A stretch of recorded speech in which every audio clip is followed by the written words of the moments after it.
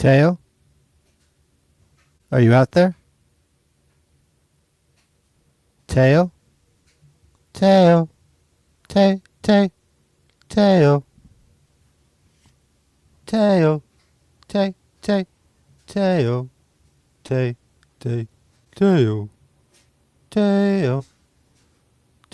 Teo, Teo.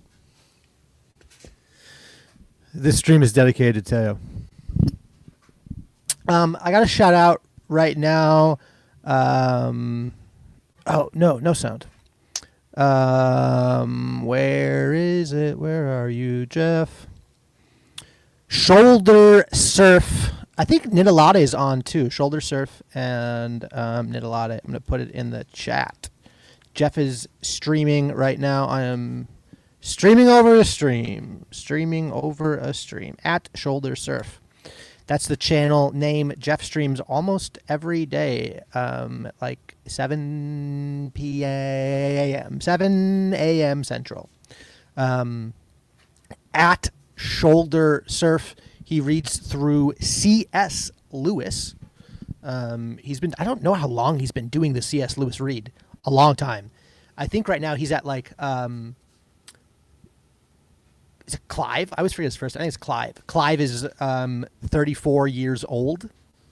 Well, he's 33. I think Clive has turned 33 years old, which is wild. Like it's a really fun project to like go through an author and just be like, I am going to read every single thing that this author wrote. Yeah, I'm sure Jeff knew what he was doing when he was getting into it. But like, even streaming nearly every day, like, it's years. Maybe 3 years, 4 years. I don't know. How long does it take to read the entire corpus of a prolific author? Jeff's gonna find out. That's at Shoulder Surf. Okay, Teo, you texted me ready, boss. Yeah. Okay. Be right there. Here we go. Be right there. Okay. Teo's gonna be right there.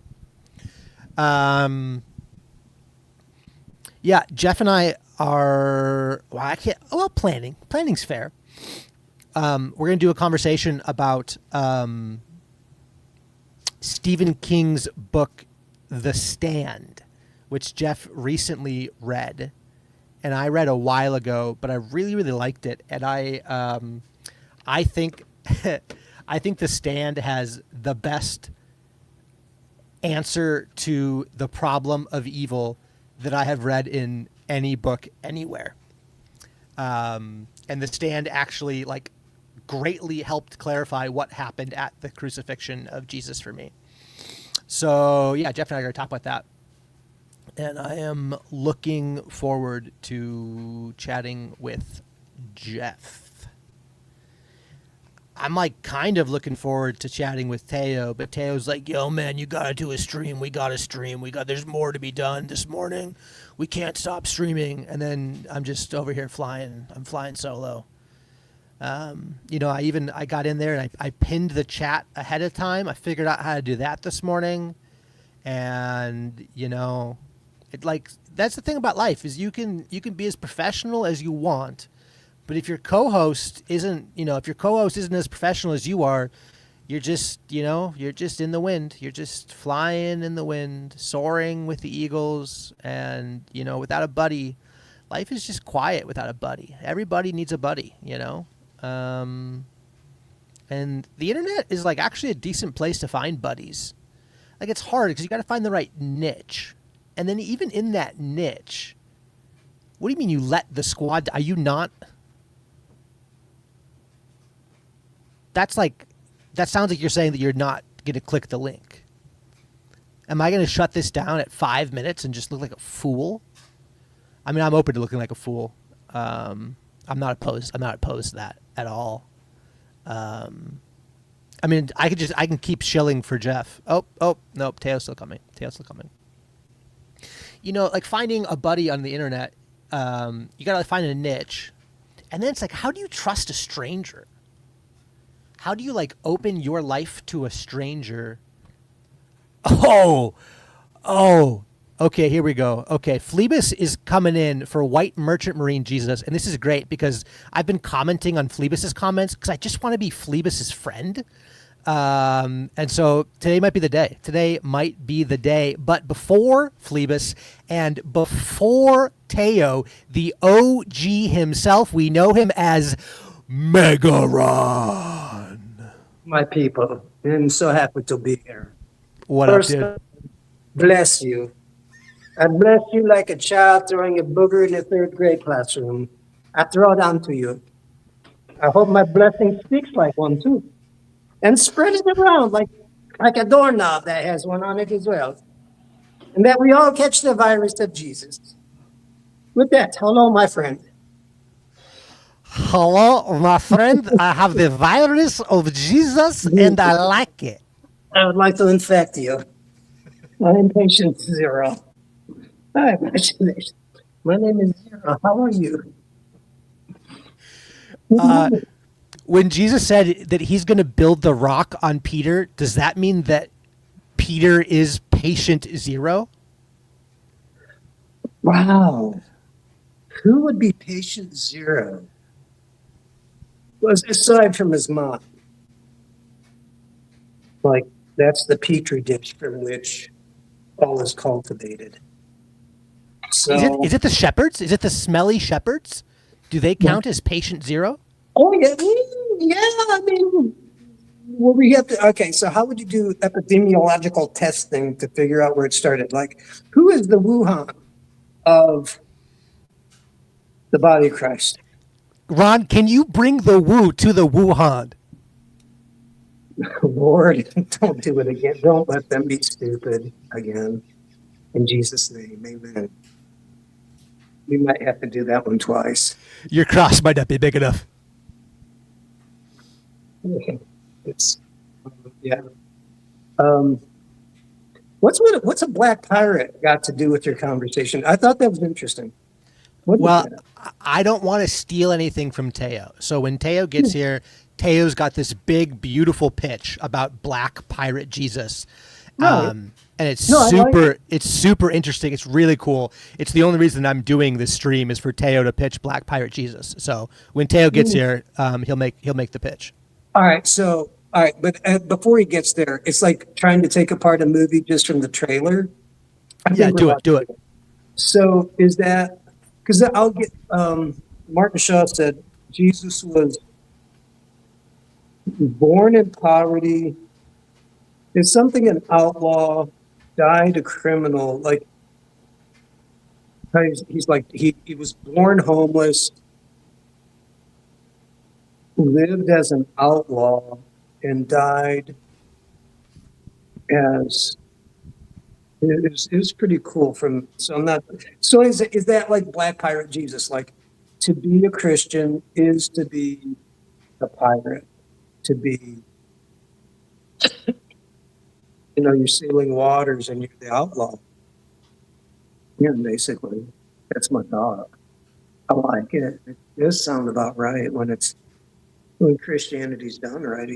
You're going to be against the grain, against the law of me first, obey, tyranny. Anyhow, what do you think? Yeah, no, I agree with you. I mean, Teo doesn't even need to come on. You clarified Black Pirate Jesus perfectly. Oh no, I want more. That's awful. I don't want to be right. I want to hear I want something. No, but I do like the way he put it. I mean, that's kind of cool. What else? And what else was there? White pirate or Well, Phlebas said he's going to jump in and explain White Merchant Marine Jesus. oh, white merchant?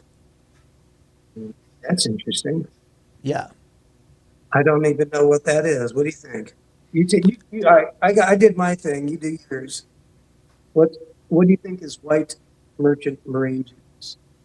Oh, I think it's the opposite of Black Pirate Jesus. I think Sure. that well, I'm not going to say which one, but one of them is the apophatic. I'll let chat decide which is apophatic and which is what's the opposite of apophatic. I can never remember. Catabasis.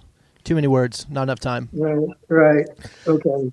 But I mean, I guess white merchant marine Jesus is like the. I mean, if black pirate Jesus is soaring the high seas, then white merchant marine Jesus is like laying bricks on land and building something stable. But now, like the white and black thing, this is getting too complex here because the merchant marine Jesus and the pirate Jesus, like that's fair. But now that we have opposites, now there's a claim built into the opposites that the white Jesus is like building empires, and the black Jesus is roaming the high seas. And I don't know if that's territory that I want to follow any further than I already have. But here's the thing. I can let me throw out when the Holy Spirit fell, it was on Cornelius, a Roman centurion. Like, and I'm joking, but it reminds me of almost like the Holy Spirit coming on the Nazis and the occupation, like occupied France or something. Like here's your enemy that you hate, that nobody likes, except there's this one guy, Cornelius, who converts to Judaism. And that's the one that God goes, okay, now to the rest of the Gentile world, he's going to be patient zero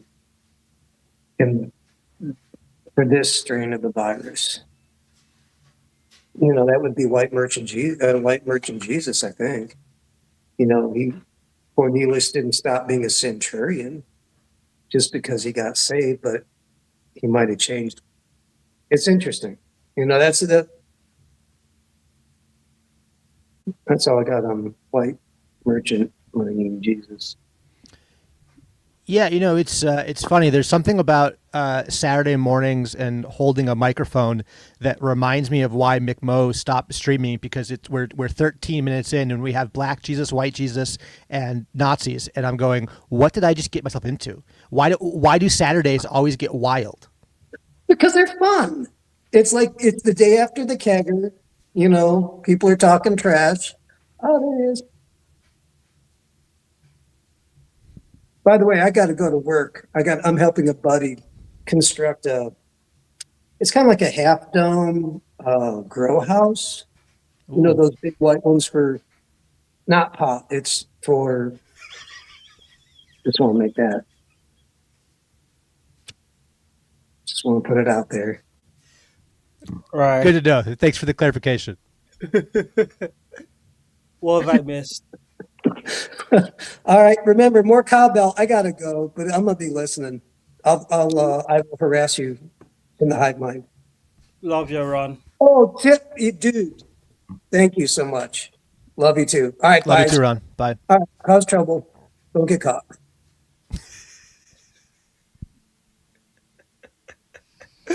Right. So what have you set up here? I don't know why is there tattooed exploring black pirate Jesus? Is that what we're doing here?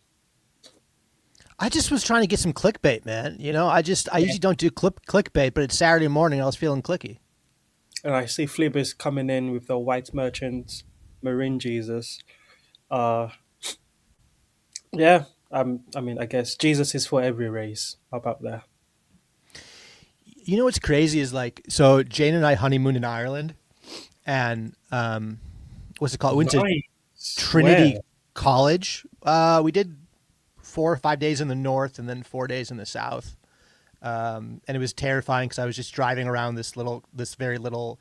We got an SUV, which is a terrible idea in Ireland because the streets are very narrow. And Yes, but it was the only option that was automatic, and it's a deep shame of mine, but I don't know how to drive manual. Americans. Yeah. Anyways, the point is, I went to Trinity College and saw the Book of Kells and saw Irish Jesus, and I was like, Yeah. oh, they were doing this 1,000 years ago. Because I grew up with Swedish bathrobe Jesus, and then I deconstructed Swedish bathrobe Jesus, and I was like, Swedish bathrobe Jesus is evil. And then I saw the Book of Kells, and I was like, oh, okay, cool, all right, I'm into it. I mean, it's the I don't know which commandment it is, but the one about making graven image makes sort of makes sense, doesn't it? Once you realize that everyone's gonna want to take Jesus for themselves and paint him their favorite shade, so they can lay claim to him. But what you gonna do? It's the Son of God. Yeah, it gets I tricky. would like the Son of God to look like me, wouldn't you? I mean, I would like some guy to look like you. Yeah, not like me. I'm cool with you though. But only you with dreads, not you right now without dreads. Oh yeah, that's yet to be revealed, is it? To You the said it in a wider. chat publicly. It wasn't a private text message, so I think it was I fair meant game. that it's actual what I look like without dreads. That's yet to be revealed to the online world. I mean, we're one click away. You want to do some breaking news right now? Not today. We have to build up to that. Come on, surely this is. We have to monetize it, set up a Patreon. It's gonna be a whole thing. Okay, well, here's what I'm hearing you say. I'm hearing you say that you're about to give me a number. And if I can get that number of viewers, we have a new profile pic announcement. Is that what I heard you say? That was a very clear call thing you've just done there, isn't it? So what I heard you say was the exact thing that I did not hear you say. But I will give you a number if you can get if you can break the current record for the most concurrent live stream viewers on YouTube. I will gladly change the profile picture. No, not change the profile picture. I mean, click the button that shows your face on camera. I was so close to doing it just for the fun of it.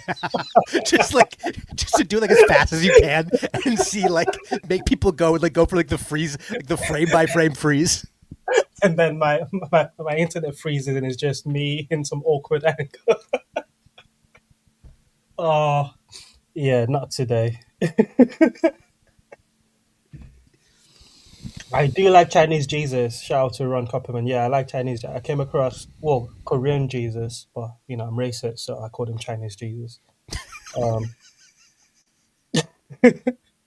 Everyone's got their own Jesus. But yeah, to explain the Black Pirate Jesus thing, you might want to go back to the Chris Howard show from this morning and look in the Hive Mind for the messages from Rob, formerly known as Pep in My Step, also formerly known as many other names that I don't remember right now. Sybil Oracle, Robert That Barron one. III. Yeah, yeah, and other such names. He was telling me, as it always is, about the link between Afro-Asiatic cultures and languages and the story of Jesus. And he mentioned that one of the words was to do with pirates, which made me think of Black Pirate Jesus, and we ran with it. Yeah, here we are. Yeah, I mean, I think there's legitimacy to like reminding people of like the Afro-Asiatic roots of the whole thing. Like, I think that's a valid thing to say. Yeah, I appreciate it in a time where everyone is trying to return to the source. Some are going to Orthodox, some are going to uh, Catholicism. Some, I guess, are going to the Afro-Asiatic influences in the culture that gave us the Bible, at least the New Testament. It's actually very symbolic, I'm realizing, because like I joined an Anglican church and my Anglican church is part of the ACNA, which just recently like schismed from Canterbury, and so Yeah, now aren't like you the new seat is in GAFCON? Africa. Yeah, GAFCON is that. Well, GAFCON's also got another thing that's competing with GAFCON. I was close to also joining the Anglican Church, and then, but it was at the point where GAFCON was a thing, and the British, the English Anglican Church wasn't really anyway. But sorry, you carry on. What's the link? Well, no, we talked about like Afro-Asiatic roots and like Ah, the I church see. that I attend is now a part of a denomination, which is a part of like a new thing, which is saying like we're not doing England as the seat. Like now, oh shoot, is it? It's not Kenya, Nigeria. It's Nigeria was where the last Gaf GAFCON adjacent synod was held. I think that was last month in yeah. So like Abuja. that's Abuja. Yeah, it's like that's now like that's like the new Canterbury. It's like the new. I think the new Archbishop. Is that what it's called? I don't even know all the words yet. The new head guy who's a part of the council of people or whatever. Like I think I thought he was from Abuja. I should look at it. I know he's African. I guess I don't know where in Africa. I'm not There sure. are there are two guys that I watch to keep up to date with all of the polity of the Anglican Church. I don't remember their names now, but they were at Abuja and they reported back from the conference. And yeah, the seat is moving from Westminster, well, it's not Westminster, but Canterbury to somewhere in Africa. If you ask me, it's about time. First we get Black Snape, and then we get we get the Archbishop of the Anglican Church. This is the reparation they don't tell you about. Well, you're hearing about it now. The revolution will be televised. Yeah, I don't understand like the entire. I'm curious because now that I haven't become Anglican yet. I think I do catechesis or catechism this summer, and then when the bishop comes to town, I can get confirmed, and then I think I become Anglican. So like I'm on that path. So I'm like curious about like the larger denominational structures, which is so Well, niche. yeah, Um, you're but I don't. joining at very interesting times for the ACNA and the Anglican world in general, because, like you said, the the where the power's located is shifting. Mostly because the English just, got too cringe for anyone that's Anglican to be able to say, yeah, those are the people that lead us. That's them. Eventually, after the third time trying to destroy some of the orthodox of the faith, you're like, okay, all right, we're not the same people. These people are a different thing to us. So let me ask you this then, because one of the things I think is interesting is there was like not a lot of stuff on YouTube about GAFCON from I like it was difficult for me to find information that partially that I found like interesting, which I was surprised by. Um, and like probably one of the top videos is going to be like from Redeemed Zoomer, who is like despising it because it's a schism, even though it like would align with some of his interests. He's obsessed with like schismatic is like one of like the top things that he cares about in terms of how he views the world, which I found fascinating that one of the largest Gen Z voices is actively like in opposition to change. If I understand it correctly, he's in opposition to relinquishing the institution to the left, and that's how he sees schism. It's your the church has become too woke, so now we're going to leave and start a new church. It's like, no, that's how the church becomes woke, is by you leaving the churches to people that are woke. Stay and fight for your churches is his whole thing.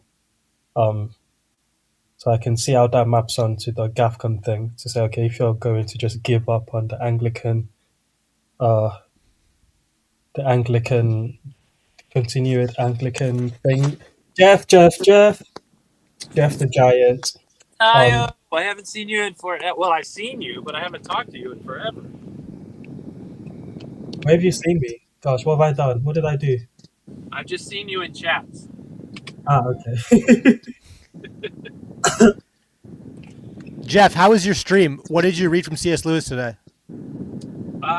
It was mainly him writing to his brother, who he was worried. His brother's stationed over in Shanghai in 1932, and there was a lot of tension and a lot of military not uprising is the wrong word, but some military action taken between Japan and China at the time.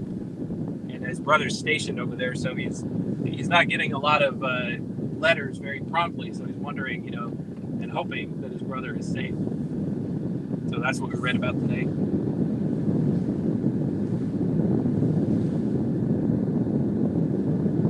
If you had to pick one, Jeff, between Chinese Jesus, Black Pirate Jesus, and White Merchant Jesus, where are you leaning to? What are my three options again? Wait, let me mute you, Jeff, while Teo talks because there's echo, and then I'll unmute you. Okay. So, Jeff, your options, should you wish to play this stupid game, are Black Pirate Jesus, White Merchant Jesus, and Chinese Jesus. Oh, I'll add in Irish Jesus because that also got brought up. Which is your favorite Jesus? Oh, we might have lost Jeff. No, he's good. Do I say? I went through a dead spot. Man, I don't even know how to answer this question. I mean, I guess since I was just reading about China, I'll have to pick Chinese Jesus just to stay on theme. Ah, Chinese Jesus. 5 points to Ron Copperman.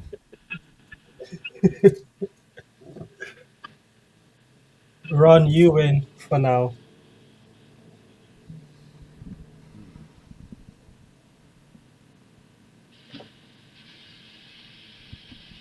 The reason I actually wanted you to do a stream, Ethan, was not to rank the Jesuses. I think it was at the point where Claire, of course it was Claire, was making the argument of Christians should be more Christians, and if Christians were as Christian as they're supposed to be Christian, then things would be better. But people making this argument are not Christian, such as Claire, Bart, and the others. So I wanted to go on a little rant about people who are not believers, telling you how to believe and when to believe or what to believe means. You gave up on it. You don't get to come back and tell me what to do. You left the team. You said, fuck that, I'm not playing anymore. Now you want to come back to tell us what the rules of the game are. No, you left. If you want to play, come back and play. But don't stand on the outside, not wanting to play, but telling us what the rules are. The rules of engagement should be. That's what it was.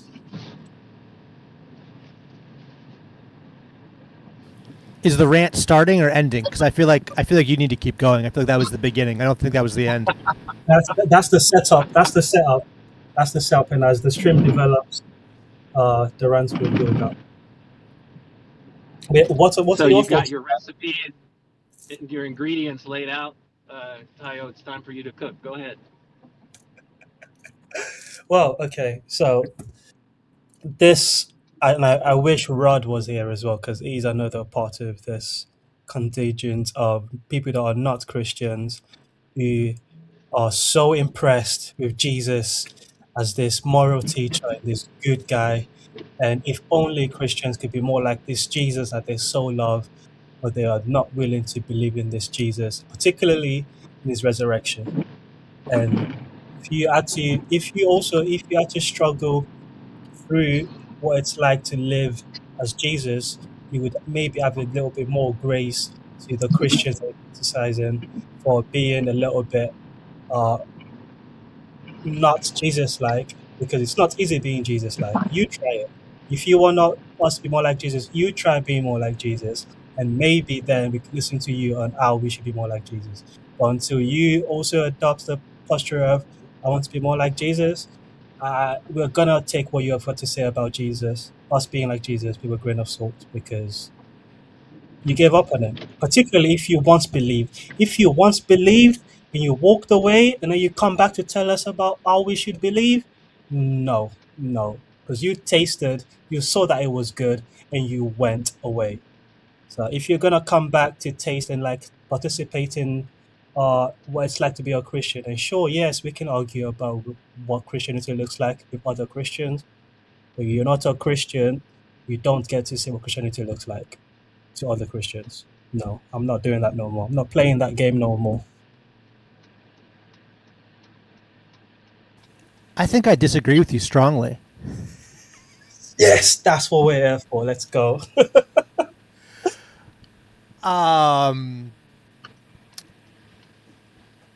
So in one part, like no matter what is done, there's gonna be an us and a them, right?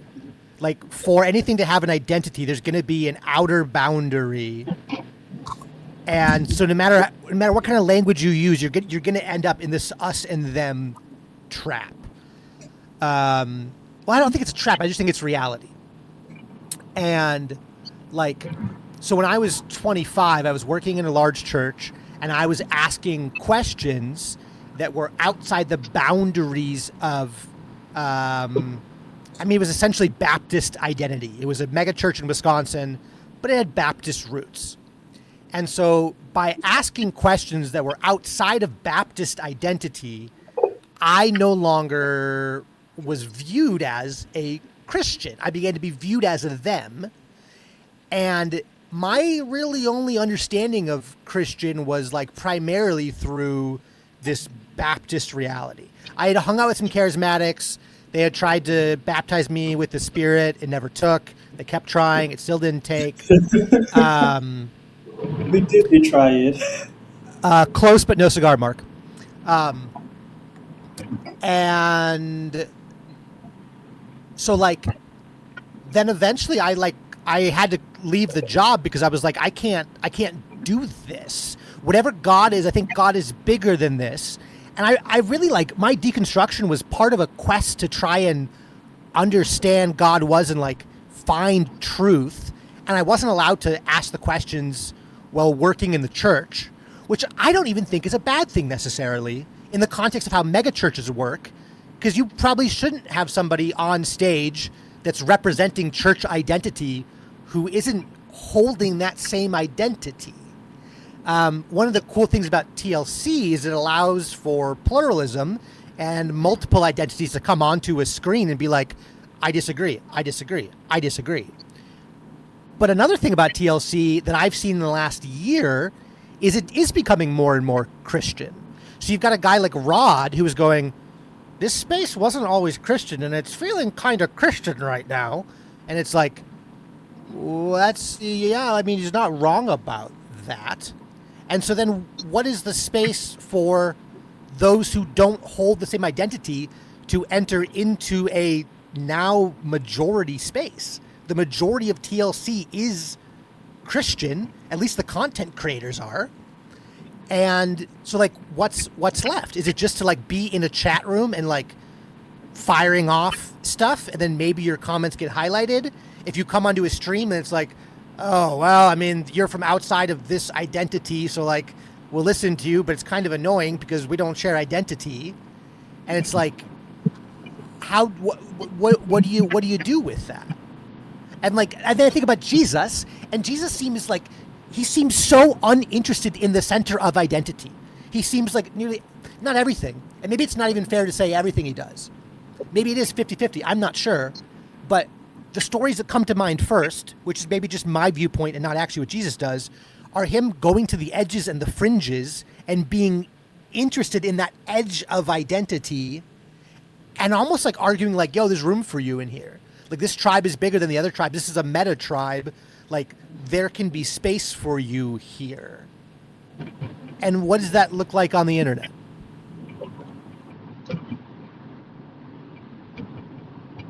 I want Jeff to jump in as well before I retort your retort, which I really appreciate.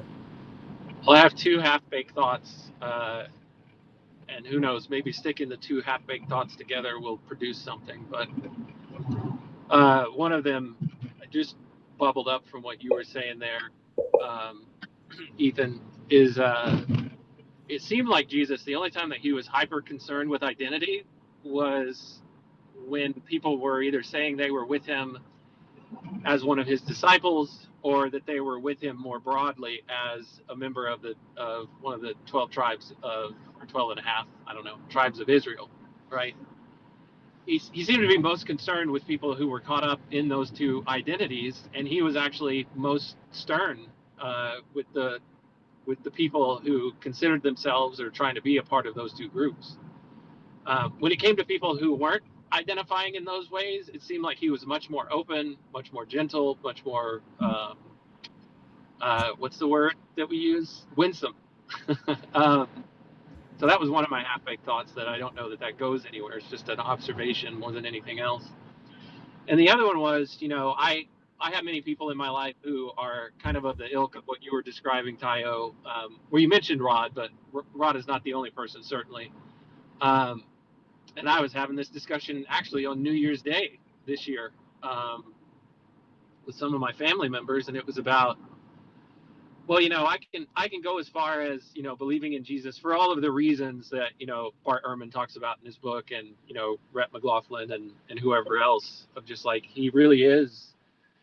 I agree with the things that he taught, and like with people like the people that I know, it's just like they don't feel a need to go any deeper than that or find out why they do. They just know that they do, and they know that there are things about what Jesus teaches that resonate with them. Now, there are other things where you go through the Gospels or the New Testament in the epistles where they would not agree with some of those teachings, or they wouldn't agree with how they've been traditionally interpreted or whatnot.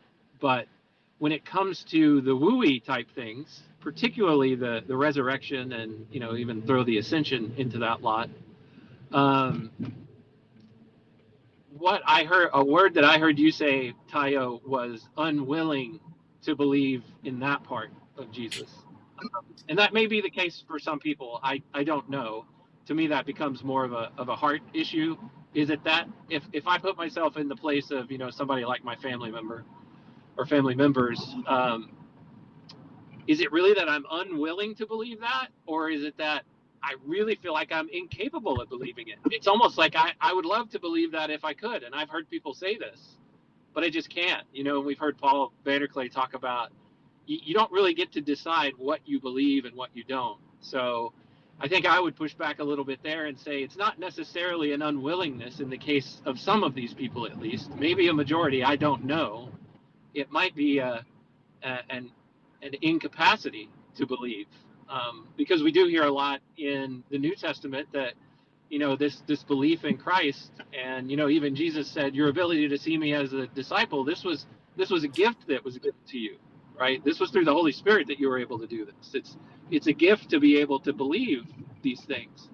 And so that's where I would just offer a little bit more pushback in gentleness towards these people that, I mean, even some of the people on the public stage, at least, they really irritate me. But when I step back and I think, okay, well, first of all, are they outright coming out and saying I'm unwilling to believe it just because I don't want to, or do they have other things in their background and in their makeup and in their capacity and what has been gifted to them and what has not, that kind of inhibits them from being able to believe in the supernatural or the supernatural aspects of Jesus. So that's all I've got. Now that's both of your I would say that both were fully baked thoughts, and just starting with the last one you mentioned, I think that's a very fair and apropos pushback, because there is a sense in which part of my rant was in the spirit of the older brother, uh, who's a little bit peeved at the grace that's being shown to the younger brother, so Salter. And I think you're right. Um, I do have to be speaking from a place of gratitude. I didn't will myself into believing the resurrection. And in the same way, I don't think most people are willing themselves into not believing the resurrection. Uh, but yeah, that there's no but. That's just a full concede the point. You're exactly right on that. And to your other half-baked idea, which I'm going to pick up, the idea of Jesus being most, uh, Jesus had more to say about identity as it relates to the people that claim to be with him or those that expect him to be with them because it's part of their tribe. I don't know if that's exactly how you said it, but I think that speaks to my general point, which is that there is a difference in conversations between Christians about being Christian versus basically what I'm reacting to is you don't know how fucking hard this is. It's easy for you from the outside to stand there and say, yes, these people are falling short of the goodness of God. But just try it. You try being you're making your life mission to become as close to the Son of God as you can be, and see how. Yeah, so it's part of that is just me. My frustration is the ease at which you can criticize from the outside without engaging the identity. And this is to Ethan's broader point about I do agree, Ethan. I do not absolutely do not want TLC turn into a Bible study where it's just uh, Christians reading scripture back to each other and yes anding. Uh, that would be less fun than having Claire Core triggering me. I would take triggering from Claire Core to maintain the saltwater, freshwater dynamic of the conversation. However, I am not going to take Claire Core as seriously when it comes to conversation about Christianity as I am Jeff, because I know Jeff is walking the talk, and I don't. Yeah, I guess it's I'm wrestling with the question of quality of conversation because yes, I can engage and placate the non-Christian who's got a lot to say and actually take a lot from them because for the most part they're right when they point to how perfect Jesus is and how imperfect I and the church are and receive that in the spirit of humility of yes, there's something to it. However, when the spirit in which it's being presented is from a place of authority, um, I feel the need to push back against the authority behind what's being said instead of affirming the truth of of the critique. Well, and I almost think there's like, I mean, so we've done some like name dropping, and I think there's a danger of like, again, being like, well, there's us here, us three Christians talking, and then there's like the them out there, as if the them is the same thing, but it's like, I want to split apart the them.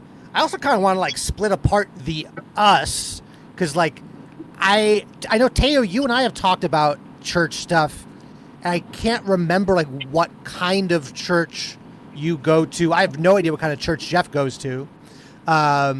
But then there's like the them, and it's like, well, you mentioned Bart Ehrman, which is somebody who like was in the faith, left the faith, and then like for me, I'm like, that's like my brother because like I was in the faith and I left the faith for 8 years, and then a year ago I came back to the faith. So I feel I feel like I understand Bart Ehrman in a very deep way because like I walked that path. And then there's like the Rod Hare, which is like a very different category of non-Christian identity, where it's like Rod is somebody super interested in meaning, and Rod is like, if you met Rod, you could easily just be like, oh, this is a person who follows Christ, based on the way I that gotta like. head out. Thanks, guys. Later, Jeff. Based on the way like Rod behaves, if you were to look at like behavior, and then you have someone like Claire Kaw, which is a different thing, where it's like, Yeah, Claire isn't really interested in like listening. Most of my conversations with her, she wants to evangelize me, and like, I mean that's fair. Like I've been an evangelist before. Like I understand that. you And know then what? we're going to throw a Phlebas thing in here, where TLC is becoming less Christian in another way, where people bend over backwards to whitewash heresies. Yeah, I think you're right to make a distinction between the different types of others that I've described as the ones that aren't Christian, because it's not all the same vibe. And I think it will probably be most useful to focus on the type that you're most familiar with, because then maybe we can get some actual dialogue. Because I will play into the older brother, younger brother stuff from the, I said the Good Samaritan. That's not the story. What's the story? Prodigal son. The prodigal son. Yeah, because I think there's value from the ones that the ones that never left can get from the ones that did leave and come back. Uh, and I can, my rant was about the ones that didn't come back. Say you're back, and I can engage you on what you've got to say about the reason for leaving and the things that are still the same when you came back that shouldn't be. However, my thing is also valid the other way. So I think we can have that conversation. So what is it? What's the value that you see in having left and come back? Oh my goodness. Well, I want to say one thing. Like, I hope Rod Hare never leaves. 'Cause to me, I feel like if Rod Hare leaves TLC, then like TLC is a failure. Granted, I'm not TLC, and I have no right to say what TLC is or isn't. But like, I agree with you. That would be, yeah. I don't think PVK would allow that. I hope not. well, but I don't think that's something PVK allows, right? Like Rod Hare just goes, the space is too Christian. There's no room for me here. You're not talking about meaning anymore. You're just talking about Christian stuff. And the Christian stuff is either unpalatable or it's not relatable or it's not applicable. Then it's like, okay, well, I'll go do discourse forum somewhere else. That's fair, but I guess the reason I said that is because as long as Rod and PVK maintain their friendship, Rod is still tied to the TLC somehow. That's what I'm saying. But I guess what you're saying, yeah, the participation, seeing Rod in the comments and seeing Rod pop up on live stream, yes, that would be a miss as well. Yeah. So I hope that never happens. I agree with you. And then I'm not avoiding your question. I'll answer your question. But I'm curious how you interpret Phlebas's thing, like the Christians bending over backwards to whitewash heresies. I'm a little bit lost with the word whitewash. I, yeah, I think that Phlebas's comment sort of speaks to part of the spirit in which my rant was generated, which is that in trying to keep the estuary estuarial, I guess, uh, and not becoming a pond, uh, you do have to accommodate and not be as prickly with your borders, which is the orthodoxy. So things like propositional knowledge is being battered to death in the TLC, and what that does is kill one of the immune system for um, Orthodox Christians, particularly the ones that never deconstructed, to be able to maintain and like proclaim their faith without being told they're being propositional or right brain, and that allows for less orthodox views to be said. But I think that's a function of the estuary, not something uh, that you can stop. So, did that make sense? So, if we're going to allow voices from the fringe, the conversation is going to become less orthodox.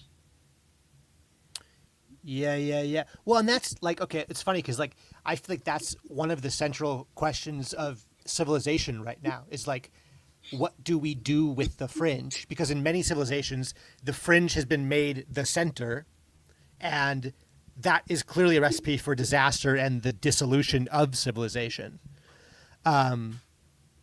But then we have this thing where we go like, we see the fringe now. Part of that's like the internet and our just the technology we have allows us to not just see the fringe, but see the pain of the fringe. And then like that pain breaks people and they go like, well, I don't want the fringe to like be in perpetual pain, but then you bring the fringe into the center to heal, then the fringe takes over, and then it's just endless fringe, and that's endless deconstruction. And maybe that's partly why I'm interested in this idea of Jesus going to the fringe and spending time in the fringe, because like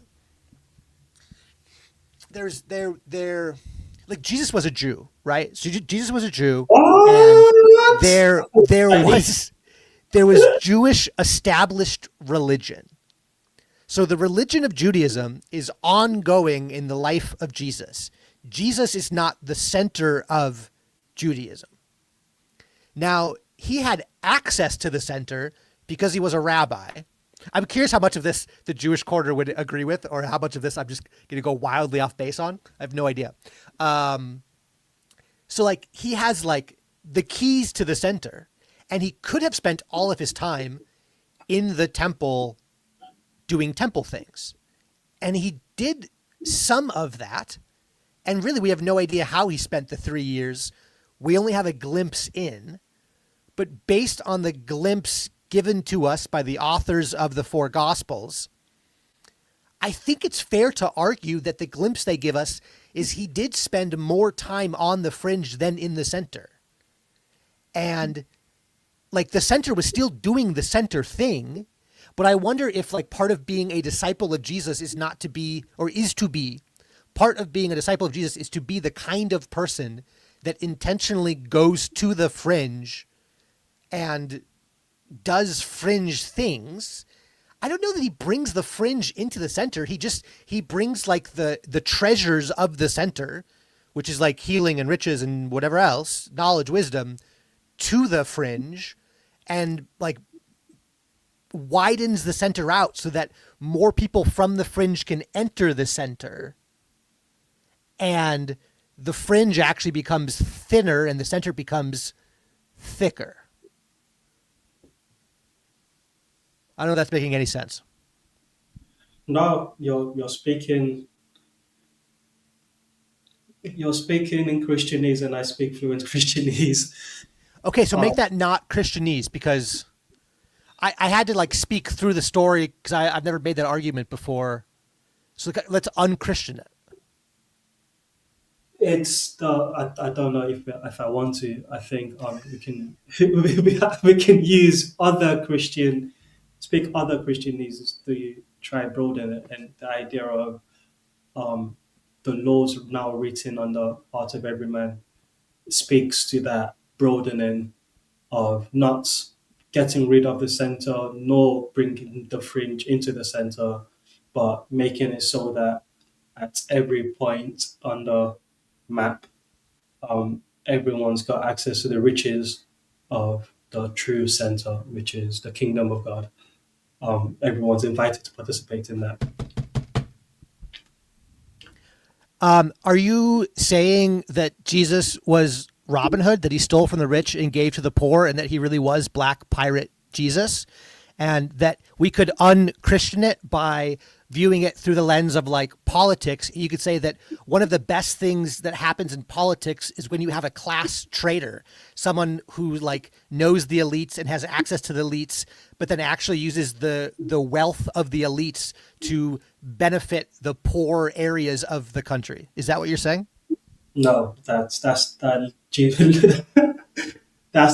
that's the Jesus the leaptard wants you to believe in. Don't fall for that. Ooh, and why is that? Because then that's just imposing the class dynamics into the Jesus story. It's way, way, way, way beyond that. We're talking good and evil, not poor and rich. Jesus went into the depth of hell. If that's what you mean, sure, yes, but it's not rich and the poor, because Jesus was with the rich, it was with the tax collectors, and he was with the prostitutes. Like, that's not a dynamic you can put on the Jesus story. Well, I think I'm lining up the center with rich and the fringe with poor. And I think that's how reality works. That like there's always going to be a center of power and wealth is attached there, and then on the fringes, that like the fringes are where the poor are. I guess I'm saying yes, and it's Yeah. like yes, that can fit into the Jesus story, but Jesus story doesn't fit into it because then there'll be other parts of the Jesus story that wouldn't make sense in that way. Meaning, if Jesus is just a Rabbi David figure that steals from the rich and gives to the poor, then it doesn't make sense that he didn't fall for one of the temptations, which was I'll give you all of the riches. At that point, you might as well take the riches and go give it to the poor. But his mission was like, no, that's not the riches that I'm on about. There's a bigger uh, there's a bigger loot to reach for than just worldly riches, and that's a big part of the Jesus story. Like the rejection of worldly riches from both the poor and the rich. Both have to go through that. I agree. I also think that a lot of that treasure, both material and spiritual, lives in the center. In the sense that, like, if. Where's the center in this frame? Okay, so I'm saying the center is the place where power and wealth live. Yeah, that's again. I'll repeat. That's the gospel of this world for sure. Okay, well, I'm saying the gospel of this world is real, which I think is what PBK gets at when he says common religion. Yeah, Like I'm saying that is how this world materially works, is that there is a center and power and wealth conglomerate there. And those who have power and wealth, often, like if you have enough wealth, some of your material problems go away. So then you can pay for the yoga retreat, you can pay for the sauna, and you can be relaxed. Now your spiritual problems don't disappear. And some of the deepest spiritual poverty is found with the highest material wealth. Yeah, okay, I haven't lost it yet. And on the fringes, there is a spiritual wealth that's often found, which is totally Beatitudes. It's totally what Phlebas is saying. If by fringes again you mean the poor, there can be sure, and I can even submit that it's easier to enter the kingdom of God as a poor person than it is as a rich person. Elephants, needle, blah, you get it.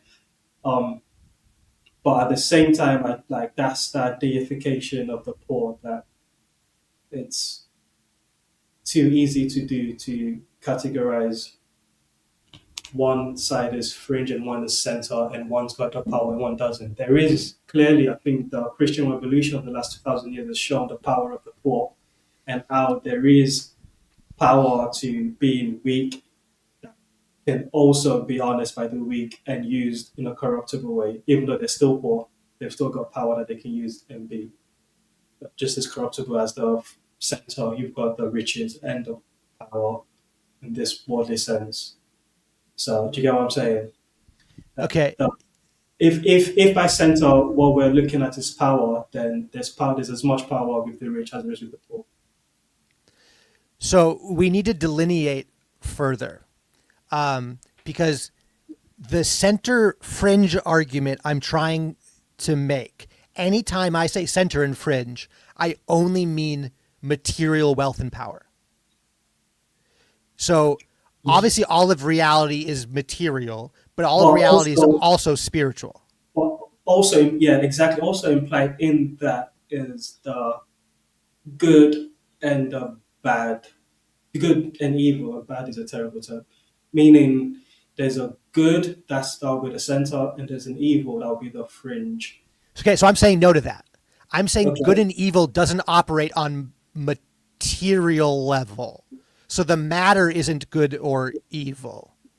I think I'm saying this. I will play in your materialistic water for a bit. Let's see where it goes. No, it's not materialistic. I just said all of reality is spiritual as well, matter Yeah, and spirit. but you, yeah. What's the relationship between the center and the fringe as it relates to spirit? I'm saying everything that's spiritual doesn't play by center and fringe rules, which I think is what you're saying. But I'm saying that matter does play by center and fringe rules, and that by living in reality, like there's a material game that we often like think is the whole game, but there's also a spiritual game. And I'm not saying that it's dualism. There's two. I'm saying it's all one thing. That like reality is matter and spirit, but they operate on different pattern structures. Okay, keep going. I'm following. So like, okay, there's a guy named Ross Bird who I really like, and he and I have chatted a few times. And one of the things he's working on, which kind of fits this framework, is like matter operates on cause and effect. That's what science is built on, right? And he's arguing that spirit operates on call and response. And it's like, if you only look at the cause and effect, you miss the call and response. And so like, how does someone get healed? Because it doesn't seem to be cause and effect. Like I pray for healing and it doesn't happen. So, but I did the right cause thing.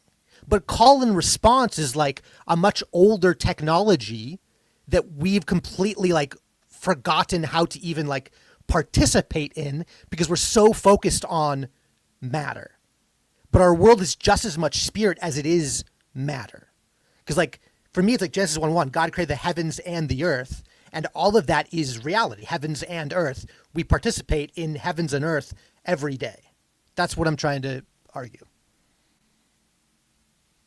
So how does that map onto the center fringe as it relates to power and riches? So material power operates on, I don't even know what I'm getting myself into right now. Material power always like has a gravity to it. So power and wealth cluster up in the center. And then as it's like, what's a good metaphor? It's almost like a vacuum or like a reverse vacuum, or like, it's just like it piles. Like the idea that like the dragon has a hoard that it sits on, like the dragon is powerful. So like the hoard just like comes to it. And then there's like a pile of power and wealth. And so like, no matter what you do, power and wealth pile up in matter, and that becomes the center. And then there's always going to be a fringe. There's always going to be like a baron with a castle, which is the center. And then there's like the poor farmers who work the fringe of it. And maybe you get lucky with a good baron who like gives back to the fringe, and maybe you don't. But that entire like center fringe of matter also has a spiritual dimension, a spiritual reality to it. And you don't have to live just in the flesh. You can live by spirit, hopefully by the Holy Spirit. And that then allows you to like take joy even when you're just like a poor farmer working the field of a baron. You can still find meaning in life because you're not pulling meaning from the matter. You're pulling meaning from the spirit. That's the best I got. Oh, no. I tracked you.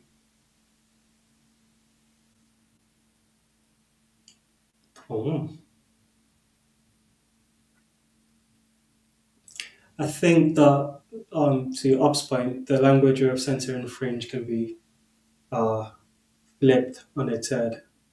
Because if you go by just the number of people that get access to the power in the center, those would be the minority, as opposed to so there will be the fringe in that case. But to try to, I guess, move the conversation along while still keeping your thread going, you're saying that okay, the material power is concentrated in the center, and in the fringes, you've got more of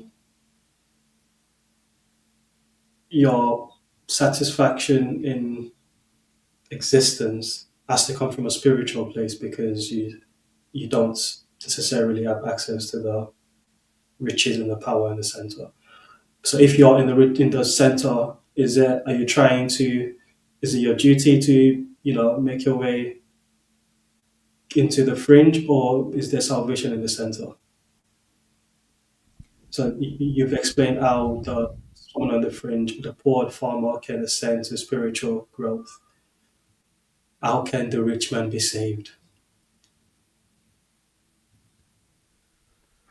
Does he have to be poor? No. Well, and that's where like the good and evil dimension comes in, where like the good and evil dimension doesn't like line up. Like you can't. I don't think you can use matter to understand good and evil, Okay. because I think that like, I mean, essentially like, and this was Paul Allen's white paper he did that like locked this into place, which I think is what has been talking about. I just, for whatever reason, I've never been able to understand Pajot, but after reading Paul Allen's white paper, and I'm going to make a version of that argument to define the good, I've started to, I think, maybe understand Pajot. But like Paul Allen's argument would be that like we exist in these like fractal chains, right? Great chains of being. So like at the very top, there is a creator, and that creator has created spirits, and those spirits sit above then like the material. Then you move down to the material, and like then there's still hierarchy. So the top of a hierarchy would be like a king of a nation or a president of a nation. We don't yet have global kings, but who knows? And then like you keep going down through that hierarchy, and it's like, what does it mean to be good? It means to be in alignment with the creator, God, because God is good. Like that's the only way you can know what is good, because God is the good. Now we're in like deep philosophy, but like it's essentially like to get into alignment. And so then like, well, what do you do if I'm a farmer in a field and like my baron wants me to participate in evil and I know it's evil? And it's like, well, to participate in the good might mean my death. And you go, well, yeah, that's what it means to be a Christian, is to like be willing to die for the good and to not participate in evil. And it's like, well, that's a hard ask. And it's like, yeah, it is a hard ask. And that goes back to what you're saying, where you're like, you don't know how hard it is. And it's like, if you're actually trying to do the thing, if you're actually trying to like get your life into alignment with the creator God, like it's incredibly difficult, because you have to say no to all kinds of things, because matter wants you to pile up and go towards like wealth and power. And there can be good there, but there's also going to be a lot of evil there. And it's dangerous.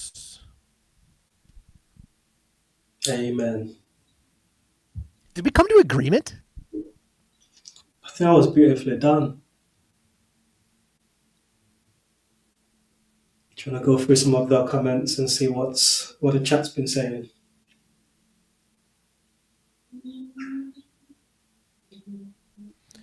Rob's got a great comment. Has Christendom become a Margaritaville timeshare for materialistic vacation pilgrimages?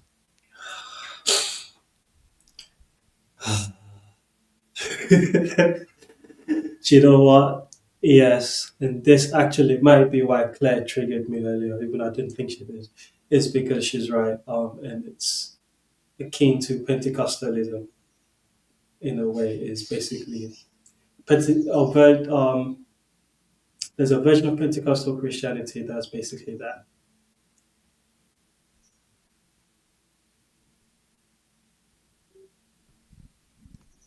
I'm at probably like how many ounces is this?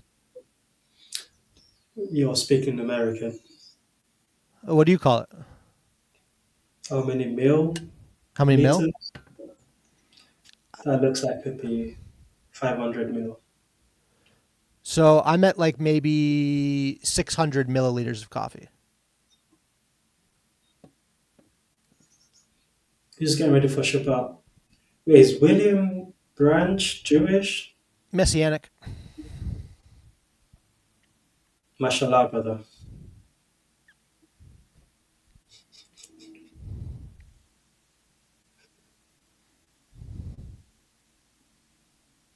I think we did it. Uh-oh. Uh-oh. Uh-oh. Yep. Beware. Finally, someone that knows what they're talking about when it relates to Christianity. Mark, set us straight. No, what I've been trying to follow what you guys are saying. I'm late for work and I'm driving, so I'm like worried. You guys are getting pretty deep there. Um, but Ethan, what you just said about if a peasant, so I'm going to talk about something. I'm going to take it in another direction because it's about me in my direction. Because I'm self-centered, which is what you said about if a peasant is ordered to do something evil for the baron, what does he do? And it's like I feel like I've been in that position because I'm a construction inspector, and I've been doing this for 10 years off and on. I've tried to quit a couple times, and even before I was like a professing Christian, when I was just like more spiritual but not religious, I've always been one of the stricter inspectors. You know what I mean? Like I don't like making stuff up. However, it's just the nature of the beast that they write these specifications that are extremely strict and illogical to actually do. And so I've been around and I've talked to countless like longtime engineers and longtime technicians, dozens of construction workers, and it's like sometimes you just know that the numbers are not going to happen, and you're going to have to make it, and it comes on me to make stuff up.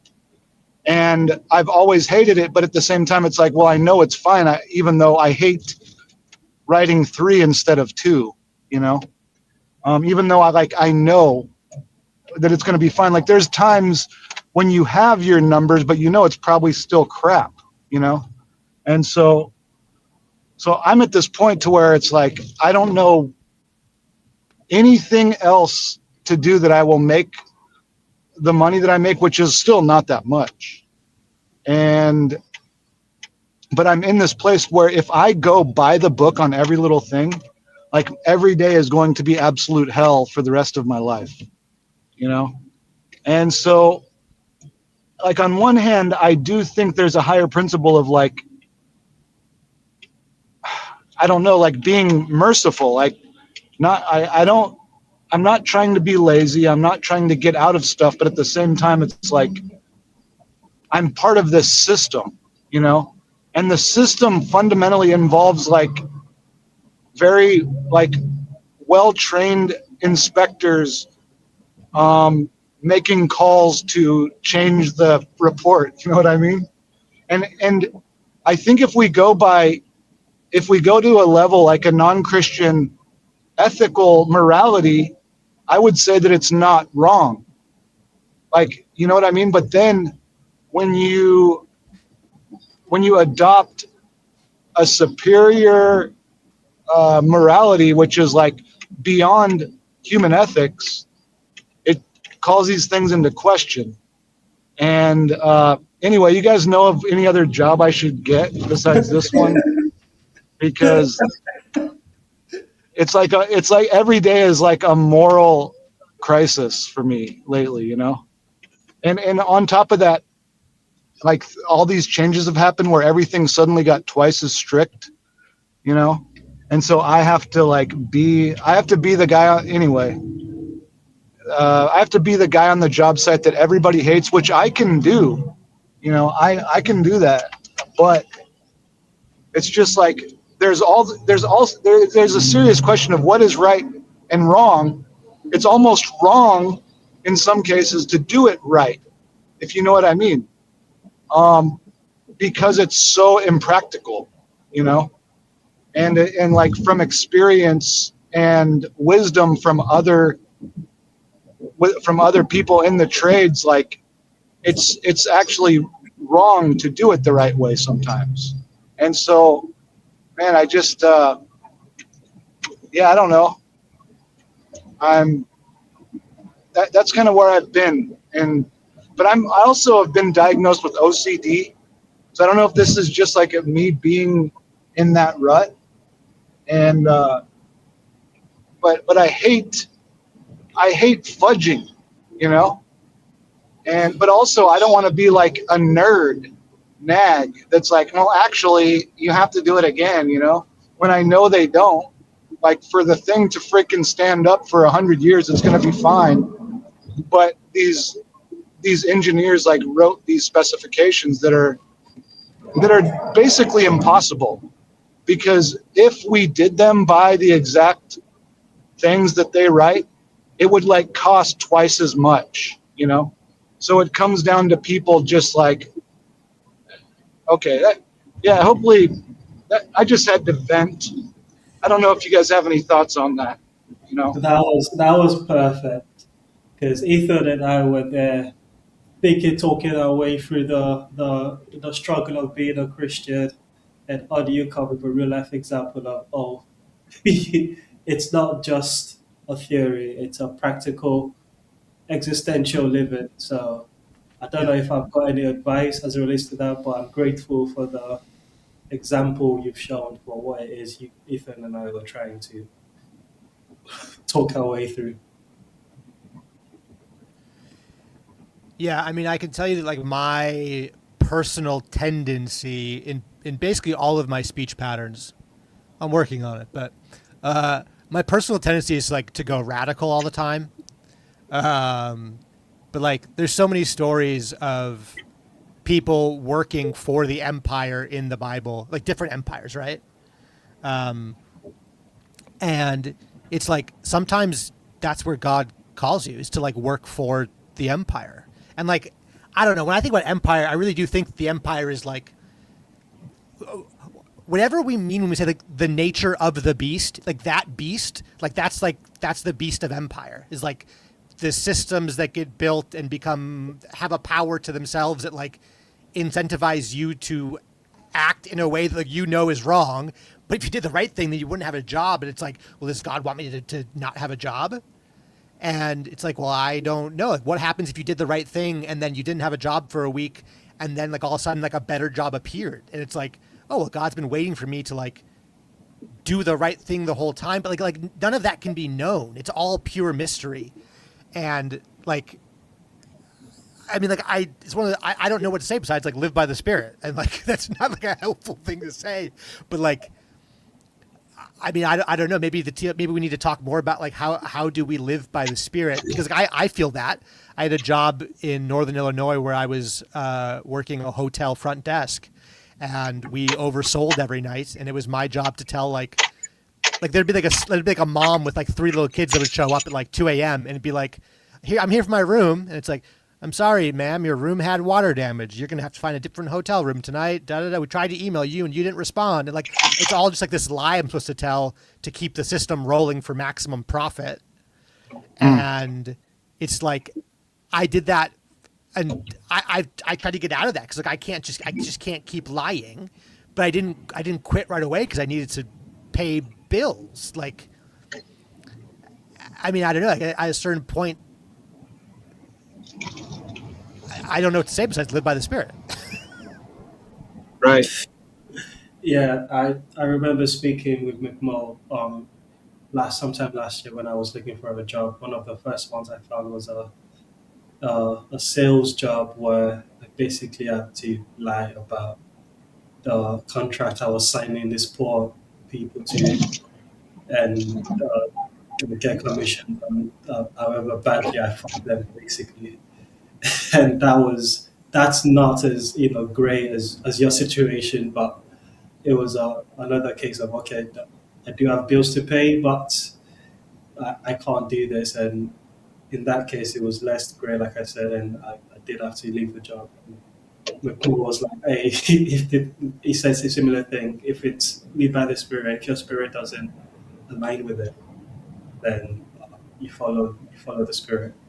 But in this situation, this is a lot more great, because the right thing isn't necessarily the right thing, because the right thing is just a bureaucratic, dogmatic thing doesn't actually align with reality of the practical, because the practical thing is actually the numbers are fine for the buildings to stand for however many decades, as you said. Yeah. So practically, the right thing is not the right thing by the book, which is yeah. That's, and then as a put in on top of that the Christian morality. Okay, I do have to. There is a right and wrong, and I have to figure that out and make a. Yeah, it's all I can do is keep you in my prayers, bro. Because yeah, that's up. Yeah, I mean, I appreciate that. And one of the worst parts about it is like, if I go full on like strict perfection, which I have gone there, and the problem with it is I'm an idiot and I make so many mistakes that I'm like holding people to these crazy standards which they've never been, you know. And then and at the same time, like I'm missing a bunch of stuff, you know. And it's like it, so it's just that's the toughest part, you know, is that I hold, like, I'll be holding these guys who are just like, they're seriously doing a pretty good job and working really hard. And I'm just like holding them to these nearly impossible standards. And then I'm like messing up myself, you know, and that's probably the worst part of it. But yeah, I don't know. I've thought about just like going and stocking shelves at Walmart or something, because it's just it's just becoming crazy.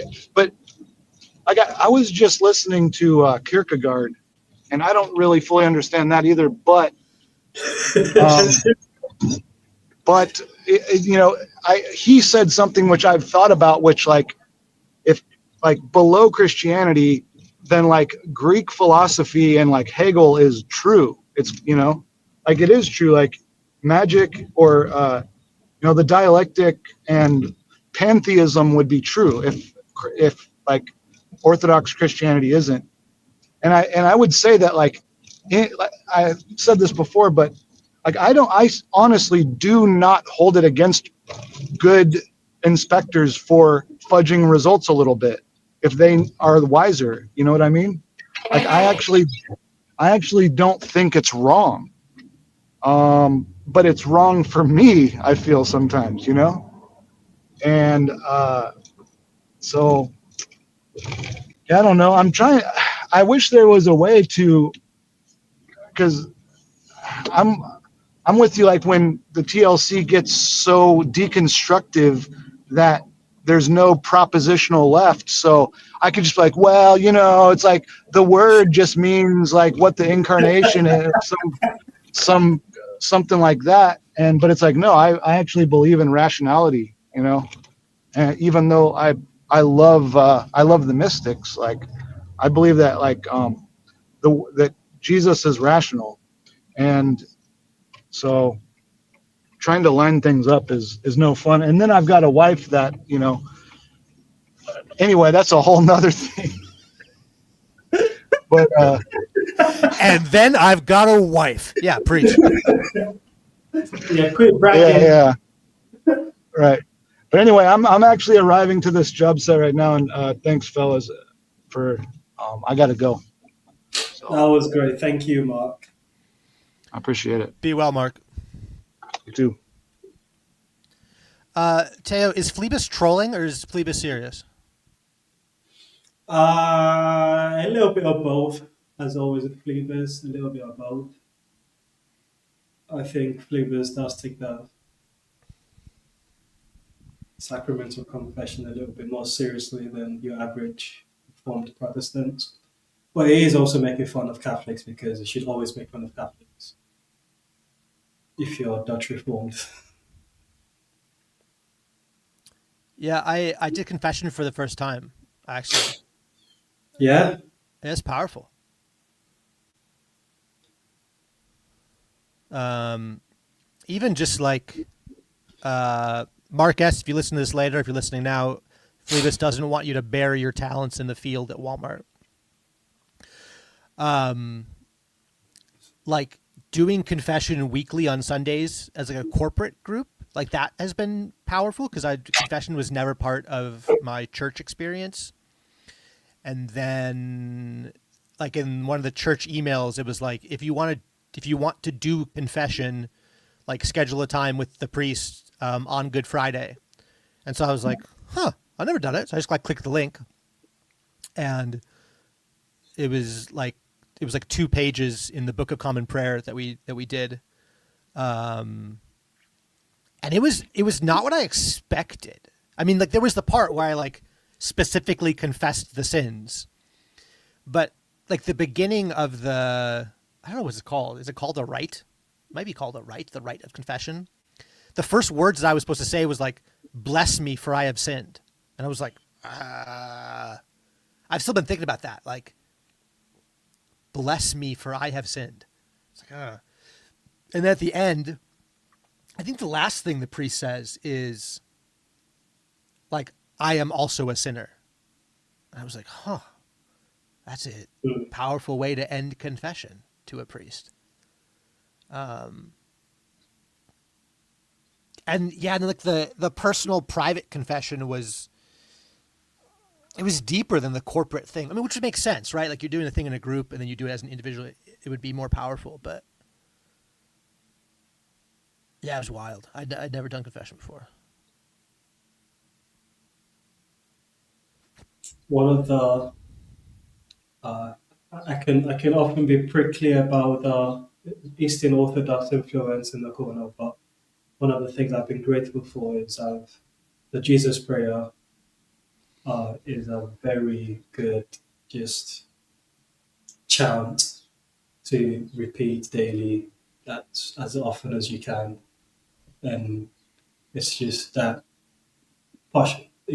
posturing yourself appropriately as a sinner that requires forgiveness is part of the Christian thing we have to remind ourselves of constantly.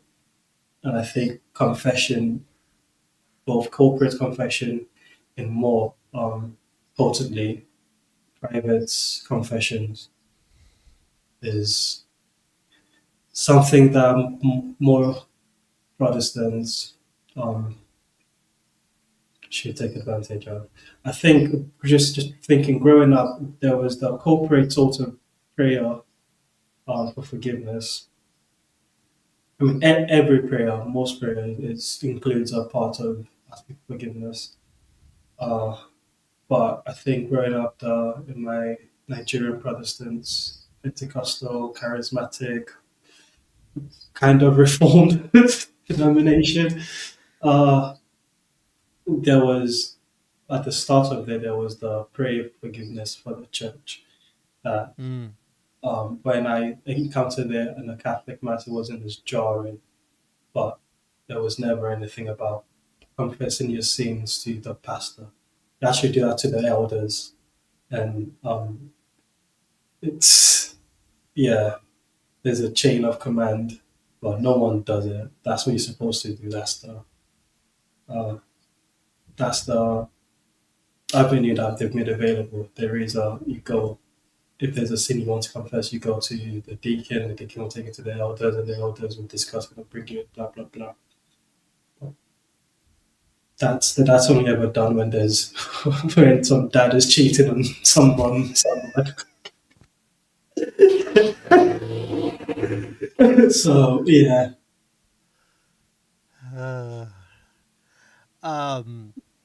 I have 26 minutes, and then I got to go to the gym. You're going to the gym today? I am actually yes I am, but I go later in the evening, and it's already 3. But I am going to do some duck sitting for a friend, and I thought I'll be there in the next couple hours, so I do have to go get ready. I think Mark coming on was the right time for us to cut it, because that was a great yeah.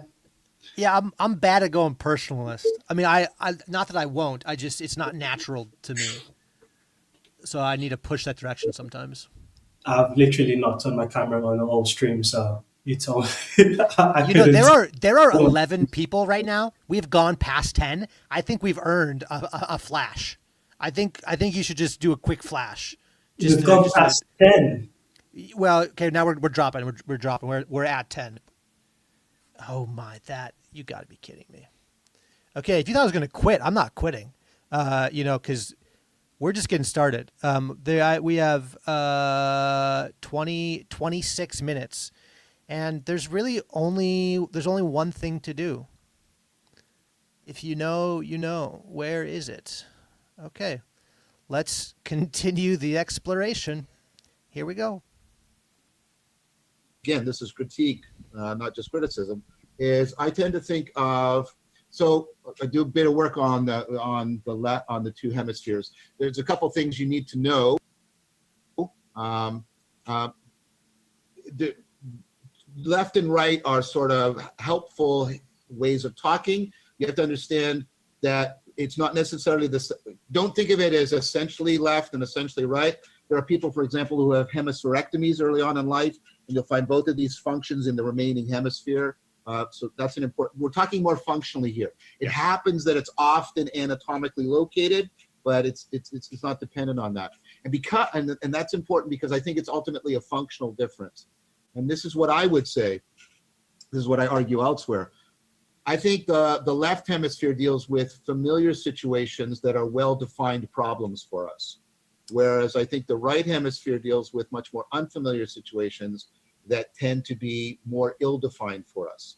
And as soon as you think about it that way, you can think about, right, the kinds of you face these two broad types of problems throughout all of your existence, the well-defined problems and ill-defined problems. And that's why you're going to see two fundamentally different strategies. What we should also remember, though, is that the two hemispheres are mostly always working in an opponent processing fashion, not an adversarial. Don't mishear me, right? Right? They work in a sort of corrective checks and balance back and forth between each other.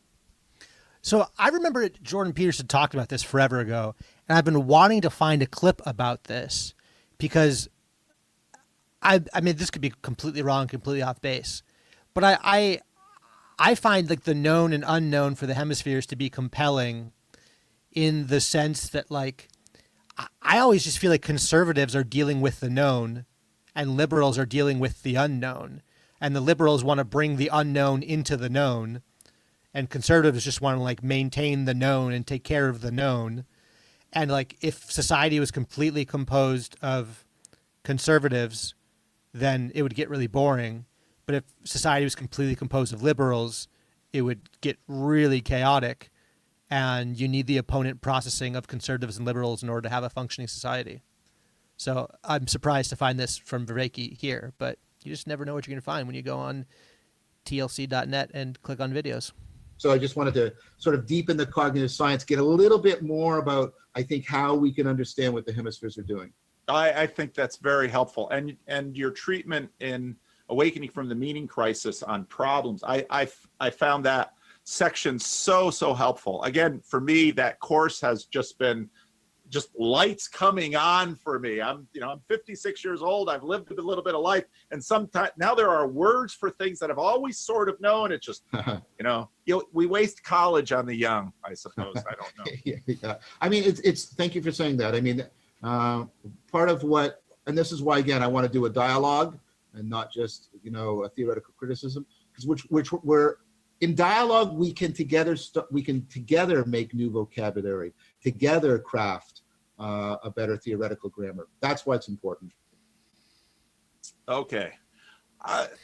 Those of you who've been following my channel for a long time know that I love that this is 6 years ago, and PVK goes, if you've been following my channel for a long time, and then I think about how not much has changed 6 years later. If you've been following for my channel for a long time, let me tell you about how I read Miracles every year. I found Miracles on my mother's bookshelf, and it's by my bed, but I've only read 3 pages. But that is a shout out to PVK, because I figured any book he reads every year is a book I should read at least once. C.S. Lewis's book Miracles has been a favorite of mine for years. It sounds weird, but as a sort of spiritual discipline, as a pastor living in a very secular society, I found I really wanted to read this book a couple times a year. And just because Lewis would sort of, he had kind of a shamanistic effect on me, sort of jarring me out of some easy assumptions I would make that actually now with this vocabulary of a meaning crisis, that I think I would find myself getting frustrated, depressed, and Okay, I gotta read these yellow words because they're kind of freaking me out. Naturalism acts as if the universe is the whole show, one gigantic chain of cause and effect. Problems fitting ourselves into this universe. We don't act as if this is true. I mean, is that not what Teo and I just did? Like, did we not just do this slide? I feel like if anyone's still here, they're not going to believe me that I didn't set this up, because it's like nearly word for word. Like we did cause and effect. We did gigantic chain. We did naturalism. I guess we didn't exactly do meaning crisis, but we basically did meaning crisis, and we talked about human behavior. I mean, okay, all right, I hear you. I'm here, loud and clear. What else you got? I would read this book, and it would sort of shake me up a little bit. I don't know, John, if you've ever read this book. No, I mean, I've read some Lewis. I've of course read, like everybody else, all the Narnia Chronicles. And my favorite passage in there is, I don't know what they teach children these days. It's all in Plato. But so I know that. I've read Till We Have Faces. A long time ago, I read the Screwtape Letters. But I haven't, I'm really interested in reading a book that you've recommended, The Discarded Image. I want to get that book. That looks very good. I haven't read Miracles, so I'm saying right now I'm ignorant of the book. I'm trusting you to present the argument on his behalf. Yeah, I won't present his whole argument, but this Discarded Image is the last book he wrote, and I had never read it. I inherited a bunch of Lewis books from my father and my grandfather. That book wasn't in it, and so then I picked it up at one point, and I just read it, and the timing of it was absolutely perfect in terms of this conversation and Right. figuring out the meaning crisis, because I think actually Lewis and Is this the first time PBK has read Miracles? That's what it sounds like. It sounds like he just read it for the first time. And that's interesting. That's very, very interesting if I'm hearing him right. Barfield and Tolkien were very much in the wake of World War I dealing with the same thing. Yeah, very much, very much. I think World War I is one of those watershed events in which the meaning crisis comes to the fore. World War II, to some extent, too, especially because of the atrocities, right? Because you can see the existentialists responding to that. Yep. But go ahead, please. Okay, so he Real quick, I got to drop a Kale plug. Because I had asked Kale, because Kale's been saying this thing about like the bodies are buried in the interwar, the mid-war. What's it called? The mid-war? No, interwar. I think it's the interwar years. And I was like, "What's the best book?" And Kale told me to read this book, the Year of Our Lord 1943 by Alan Jacobs, and it's really, really interesting. It's about the Christian thinkers. Well, the subtitle is Christian Humanism in an Age of Crisis. And I think the argument it's going to make is that there were a bunch of Christian thinkers that were like important to civilization, not just to Christians, who were thinking about things in the interwar period between 1 and 2. And then after 2, their thoughts were just like abandoned, or they... I mean, I don't know if you would say that, like, their ideas didn't win the stage, their ideas weren't strong enough, or just in the utter chaos that was World War II, the ideas didn't make it through. And I wonder what set of ideas is going to be in this book, because I'm very curious what kind of the best intellects of Christianity, I'm curious what they had to say in that period. I'm curious how relevant it is for today, and I'm curious how forgotten it is, or if I'm going to read a bunch of things, I'm like, no, like I see this all around, like that was good for the time, but we've picked it back up. Yeah, I don't know. he makes this argument early in the book that naturalism, and I'm going to tweak his argument a little bit. Lewis is a fervent Platonist. I mean, he Very much.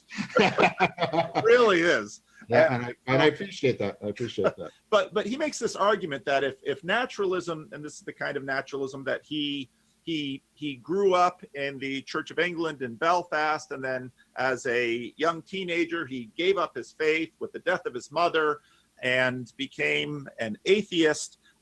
Was educated by the great Knock, who was a tutor of his, who was very much a rationalist, I would say a far more vigorous rationalist than even many of the celebrity atheists that are around today. Very sharp, very consistent, very locked down. Well, Lewis then, later on he had a conversion and he's thinking about naturalism. He says, in many ways, the vision of the universe of naturalism is what the universe is that the whole show, meaning everything we know about, everything we can know about, is in a sense one gigantic chain of cause and effect. Now, he will not hold anyone to actually be able to demonstrate this because no one could, but that's in a sense the posture of naturalism towards the world. That in a sense is its presupposition. And then that, now I'm taking Lewis from Miracles and getting into a little bit of Discarded Image, Right. and very much into your course. And Is it bad that whenever somebody says presupposition, I don't know what they mean? I think it means like the belief you hold most fundamental, or like the belief you have that all your other beliefs sit on top of. But presupposition is one of those words that people say that I'm not convinced is real yet. I really appreciate the animations channel that takes some of your stuff and makes it into some little videos. Zeke's work, those videos need to have more viewers. Yes, they do. They really do. Really, really great work. Yeah. And I found it, I mean, for those who are struggling with your long Fair class, enough. that's great notes to kind of Totally. help people see it.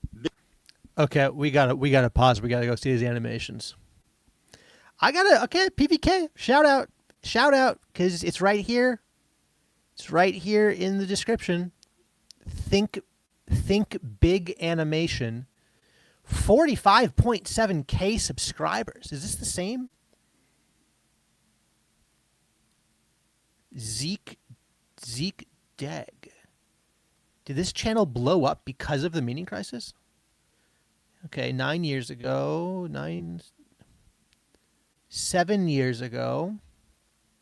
Okay, John. I see the word John Vervaeke. Oh no, this was already a big channel. Interesting.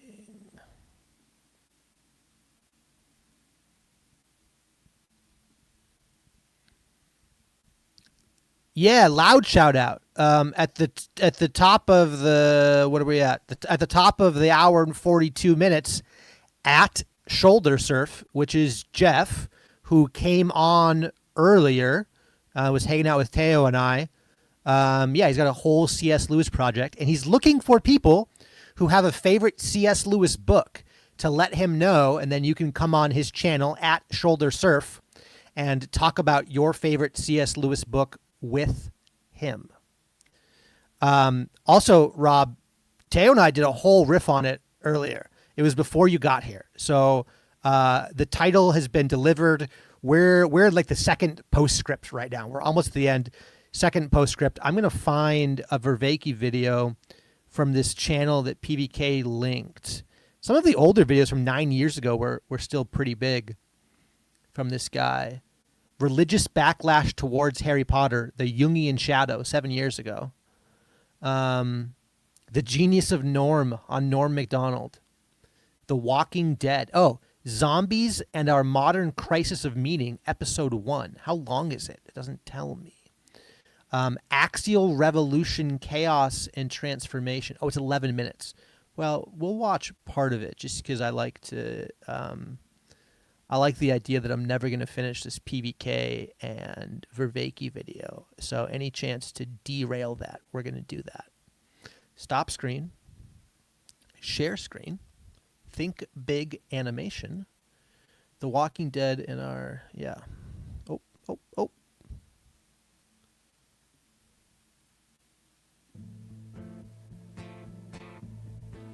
Oh, this For is on thousands his. of years, the central narrative which has guided human behavior was the belief that our world rests at the center of a cosmos designed specifically for our human story to unfold. At the dawn of the Copernican revolution, this worldview came crashing down to Earth, and we now struggle to find meaning in a world that no longer explains itself. Before these discoveries of our scientific age, it was the stories we told that guided us, provided a reason for why we are here, where we came from, and what happens once we are gone. It is often thought that a culture's mythology indicates the striving and self-examination of that culture. What do the stories we tell today say about who we are, how we see the world, and how we view our place in the cosmos? What does it say about the drastic change of our worldview in the last 100 years, when our most popular and perhaps only myth we have left is the myth that has become the most enduring, expressive, and consummate metaphor for our current crisis in meaning? The myth that stands for every conceivable human failing. The myth of the zombie. Yeah, these are cool. I feel like he's got music in here, and I can never remember what the rules are, but I feel like the music is going to get me in trouble, which is fine, but I'm going to go back to what time is it? 9:35. 5 more minutes. Wait, what is this? Oh, I was talking to Claude? What did I say to Claude on this tab? I have no idea. Share screen. Add to stage. Wait, did I lose the Claude? Oh, I know I was talking to Claude, but I forgot about this. It was a while ago. Interesting. Was I going to... I was going to share this, totally. Okay, that's a future live stream. Okay, back to the... Visually. No, and I thank every one of the videos Zeke did. I thanked him for it. I thought it was perspicacious. I thought it was excellent. Yeah. So, and I think in those videos it shows quite nicely. And I think in your treatment of philosophy, when we get to Copernicus and Galileo, human beings become alone in the universe. Very much. I agree with that. And that's very foundational to the meaning crisis. Whereas our presupposition is that everything else is one gigantic chain of cause and effect.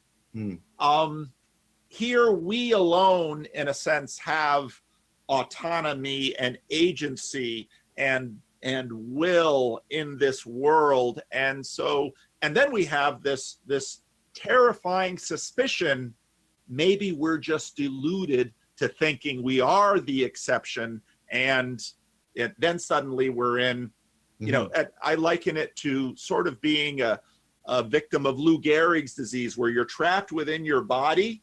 Sure. You can't help it, but you're also deluded in your mind in terms of thinking that you have agency. And then Lewis makes the final point that that's, in a sense, the setup of naturalism, at least the naturalism he was dealing with at the beginning of the 20th century. Yes. And he said, but we don't act like that's true. And he uses a variety of people who stand up, and he says these people who are naturalists, at the moment of crisis, they stand up and they speak like people, even though their worldview says they're just part of the whole show running through this script. No, if we could pause here, because I have a couple of comments on this. I mean, we can pause here. That's fine. We can stop. I don't have a problem just pausing.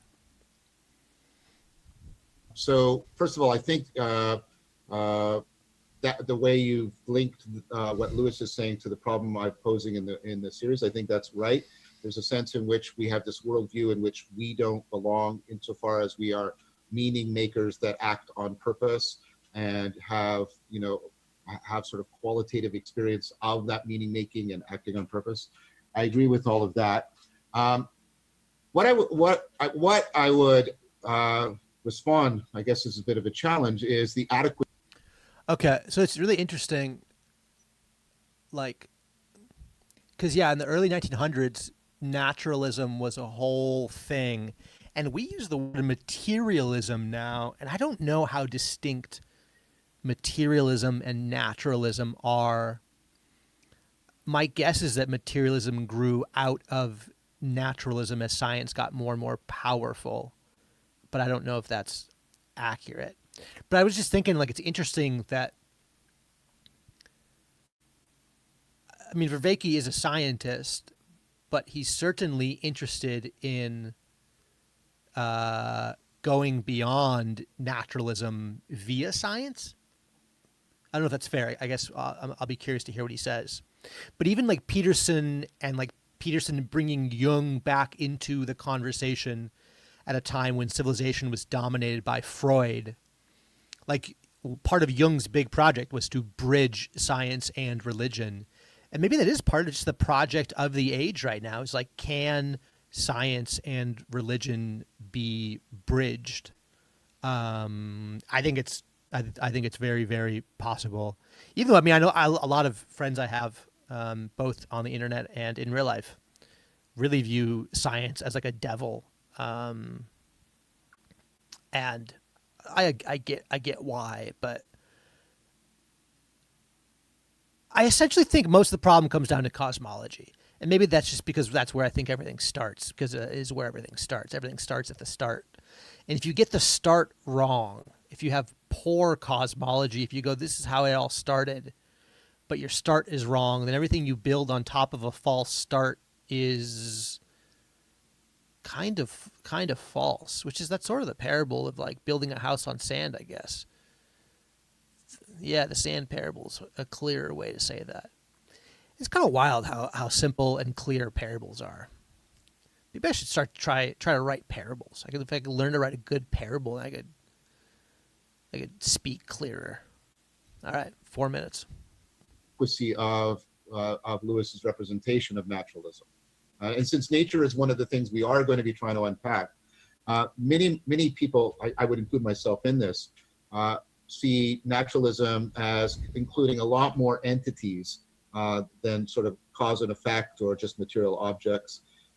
So structural functional organization, information. I mean, even with physics, in order to deal with the black hole paradox, they're really seriously considering information, in the technical sense at least, as being, something that is fundamentally real. And so patterns are real, all kinds of relations are real. And many naturalists are what are called non-reductive naturalists. We don't believe that all of these entities that we consider real can be theoretically reduced to sort of, quantum states or things like that. So many people, again, myself included, resist the idea that naturalism should be wedded inextricably to a reductionism. So some of the conversations I had with Jean-Pierre on this, about trying to bridge between a naturalism that sees something like a deep continuity between the levels and his panpsychism, might be a place where you could see that conversation taking place in more depth. So I just wanted to step and say, I think Lewis is right in one sense, and it's an important sense. This is not to be dismissive or a left-hand complimenter. Sorry, that's insulting to left-handed people, but that's the phrase. Right. That worldview is the pervasive worldview, and it is a worldview that I think in which we do not find a place at home. And that worldview is one that is advocated for and defended by many people explicitly on the internet. Now, perhaps where you and I are differing, although I'm not sure to what degree the difference is I think the tent of naturalism is much bigger than that. And it includes a lot more variation and a lot more options. And of course, that's what I try to argue in the Meaning Crisis, that given what's happening in third generation 4 ECOG, we have to, because that's what those movements are doing, expand the notion of naturalism such that it can reincorporate us back within it. So that's where I would sort of say, well, your argument, there's a sense in which I think your argument flows, but there's a sense in which you need to step aside and perhaps say, as you did it parenthetically at one point, at least the naturalism that Lewis was talking about at the beginning of the 20th century. And I think a fair thing to do is to note that there are many people who, and I think part of what their motivation is they want to respond to the fact that we don't fit in the worldview are really trying to expand naturalism. Now, that of course then just shifts the question is whether or not that project can be successful. But I thought it was important to bring that up. Oh, I think that Okay, we're gonna end there. I forgot one of my own riffs, which is it's funny to me. It's only funny to me actually. But because I said that I thought materialism grew out of naturalism, which that might be the case. I guess it still could be the case. I'm not sure. But I used to think, I still think, I had this idea that it would be really funny to like, funny is the wrong word. I don't know. I just, when I'm in the shower, actually not even the shower, it's really all the time. I'll just talk to myself verbally out loud. My wife has now accepted it. When I used to manage a brewery, sometimes people would like see me through the glass talking and they'd be like, who are you talking to? I was like, oh, I'm just talking to myself. And people thought it was really weird. And I think a lot of people, talk to themselves, maybe just not quite as loudly or as passionately as I do, or not in public. But yeah, it's a bad habit, but it's a good habit. But I had this idea that I thought was funny that, like, to start declaring myself a Christian naturalist. Because if naturalism is the idea that, like, the only real thing is natural. Actually, I don't really even know what naturalism is, but I'm just going to go with that. I'm like, yeah, no, exactly. Like the only real things are the natural things, and all of nature is spirit and matter, and so like that's natural. Like spirit is natural. Spirit is part of naturalism. So like, yeah, I'm totally on board with naturalism because spirit and matter. Self-correcting over here. Spirit and matter are natural.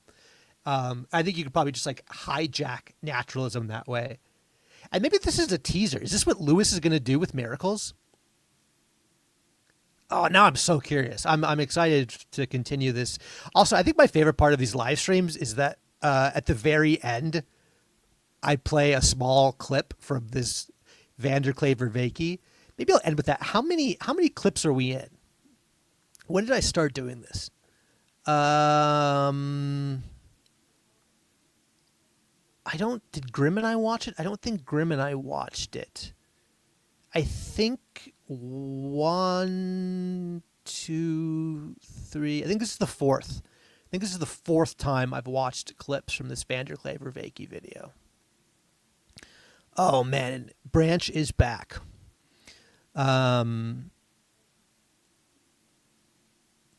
Yeah, we did start it. Well, Teo, I don't think we kicked up too much dust today. Although you never know. You never know who you offend when you say things on the internet.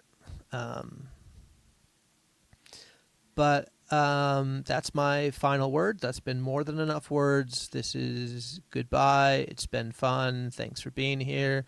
Nice to see you. Live streams are really weird. I still don't know how I feel about them.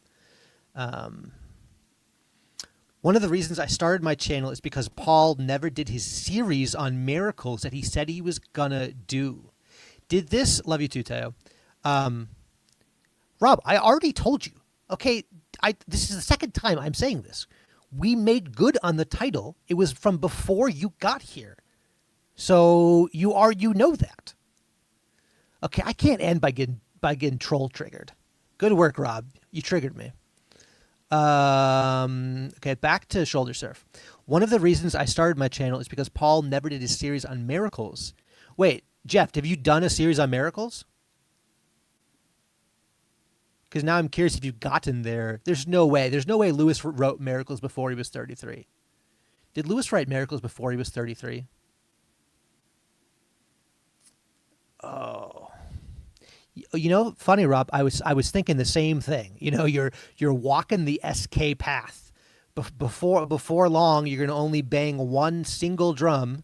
You're going to trigger everybody. And you're going to say things even though we've already said the thing. And then you're going to just make up things. And, you know, we walk the path we walk. Today, my path is the gym path. And it'll be all right. I don't know what I'm doing today. It'll be all right. You know, it really sucks to go to the gym when you used to be good at the gym and then you like got fat and weak and you're like, I did this to myself. Like I chose to get fat and weak. And it's like, why did I do that? Why did I make those choices? But it's also like incredible because you're like, I can just change the choices I make. And then like I like compound interest. It's not even about like fat and weak. I mean, it sort of is, but it's like health. It's like I want to be healthy. So it's like I can go to the gym and then like I don't come home from the gym skinny, but like I build these little muscle cells and the muscle cells like keep building. I don't think muscle cells is a real thing. I think I'm making this up, but symbolically it's true. And sometimes symbolic truth is all you get. And so I got these little muscle cells and they keep pumping iron because there's iron in the blood. And so then they're pumping iron all day long. And then they go and they fight the brown fat cells. And then the cold shower makes the brown fat cells take their brown cloaks off and they turn into white fat cells. And then the muscle cells beat up the white fat cells. And then the white fat goes away. And then the muscle cells just keep pumping iron in the blood. And then it's like you have compound interest of the body. And like, that's kind of neat.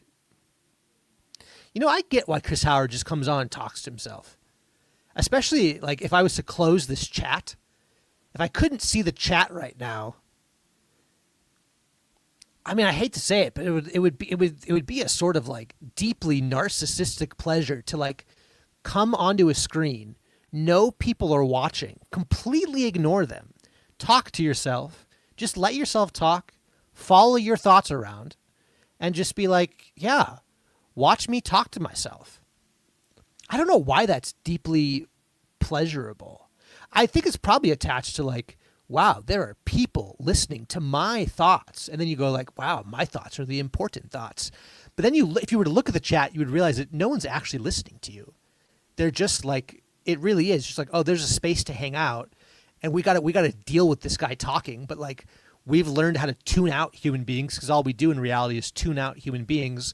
So like, we'll like pick up on the drone of his voice. And as long as he doesn't fluctuate his voice tone too much, we'll tune him out and we'll just like hang out and it'll be like a nice hang.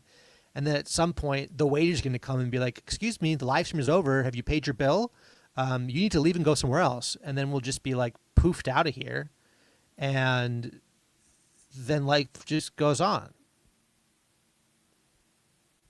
Is this good? Is this what eternity's going to be like? Whew. I'm sorry, Ups. I'm sorry you're listening. Oh, I could wrench you. Let's do that. Let's do some wrenching. Let's do some wrenching. It's 9:52. I got to wrench fast. Okay, I want to wrench Ups because I met Ups in person. I don't think everybody that's been wrenched I've met in person, but because I haven't met Branch in person, but I've spoken to Branch on the telephone.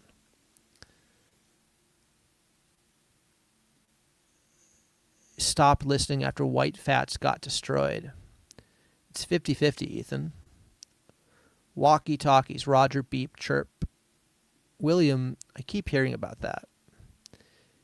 Pick in, Ethan is often live at 3:30 a.m. Oh, you're 3:30, so I know what time zone you're in. I know what time zone William Branch is in. I keep hurting myself at the gym because I'm overweight and still think I can do what I could do when I was younger. Yeah, I feel that. I think I can do one pull-up right now. But if I go for the second pull-up, I strain my back pretty hard. Are you asking me if I got married? I got married September 6th. Yeah, I got married. It was cool.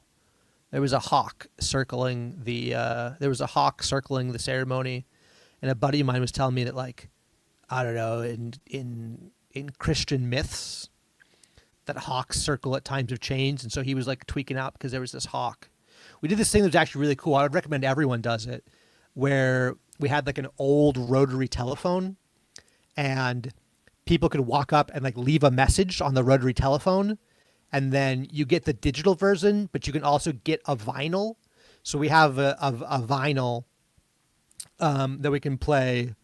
I've listened to it once. I think my wife's listened to it a few times because she's more emotional than I am. Sometimes, not always.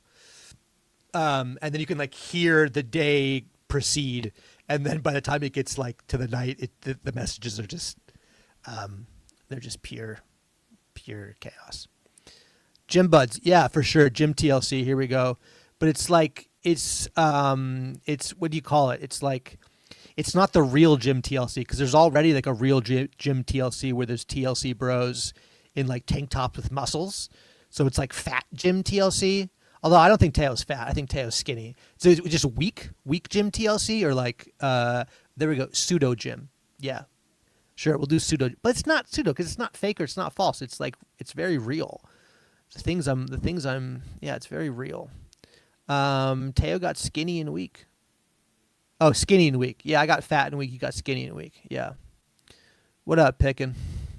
I haven't gone there yet, but eventually I will. Did an Easter coverage of a segment of Miracles this past Sunday. Oh, that's cool. That's super fun. Could that be the cause of the weight? My marriage? Are you asking if my marriage caused my weight? Wait, where did I stop and where did I start?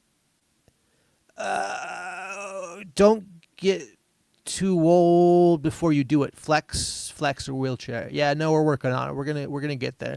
We're running, and I ran yesterday. I ran 1 mile, and so yeah. Before I met Jane, I was really into running, and I had run 13 miles once, so that's I just honestly, if I could get back there, I'd be stoked. I really like running. I'm listening to you, but I can't anymore. Got to go and get my eyes examined. I'm doing that Thursday. I'm getting my eyes examined. Have we met in a past life? Have we met in a past life? Were you walking your dog? I was almost going to say the city you're in, but I don't want to do that. That's my problem is I forget that like I should be private, and then you start learning people's personal details, and you're like, maybe people don't want you to just name the cities they live in. But my mother is from the city that you are in, so it's possible we've driven past each other. At Midwestuary, yeah, I was at Midwestuary, but I was pretty antisocial because I was about to get married, and I had just driven across North America, and I didn't have any social battery left. I'm doing only one exercise, but every morning, change it up. Yeah, shoulder, bless your eyes. Oh, that's for Jeff. Salute. I got to get to the end of these chats so I can get out of here. Could that be the cause of the weight? Yeah, I think Midwestuary caused my weight. You know, Midwestuary, it's just a lot of people gained weight after Midwestuary. There's a lot of good done in Midwestuary, but also a lot of weight cause. Ethan is as fit as the Hawk of the War Department. I'll take that as a compliment. During COVID and depression, I couldn't even do a plank. Yeah. Scree. Chill gym, weak gym TLC, chicken chick, fly with eagles. LOL. They say gym for 20 to 40. Is this like, how do influencers do this all day? This is exhausting. I guess they get paid to do it. I'm not getting paid to do it. But even if I did get paid to do it, I mean, I don't know. Would you rather be an influencer trying to read through a chat room? Or would you rather be Mark S. just rubber stamping stuff at a construction site? It's hard to say.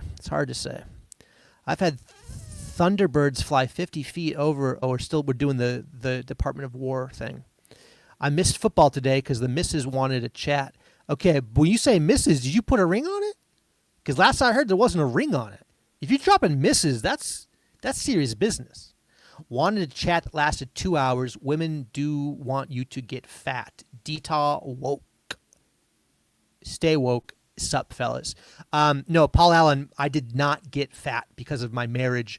I got fat when it was around the time Jane and I started dating because I was binge drinking, I don't know, 4 or 5 times a week. I was just getting drunk all the time. And then I was just eating like the worst kind of food. And so then Jane and I have like gone really, when we were traveling, we did pretty good. It was hard when we were traveling. But we've gone through periods of being really serious Right now, we're working on running and lifting, and we're getting plastic out of our household. We're one of those kinds of people, and it's a lot. It's a lot. Gotta love him. Love the women. Howdy, Bretts. Keep the chat going so he never stops. Yeah, I had a feeling. I had a feeling. Make Gymnosophist great again. Thanks, Nathan. I think PPB thinks my name is Nathan, which I kind of love. I hope PPB never learns my real name. What's up? See what I did there? LOL. LOL. Last Thursday had 4-hour chat with daughter, was teaching her accountant. Keep 'em flying, lads. I'm inspecting this stream. Okay, here we go. Mark S. Keep sharp standards. That'll do it. Up. Mark, monitoring the situation. Can't be a clean alcoholic with the Eucharist. How true is that? That's the end of the chat. Goodbye. Oh, shoot. Brett. Definitely don't want to be mistaken with him. I should not have done that. I should not have done that. I gained weight when I had food sitting around from kids that won't finish it.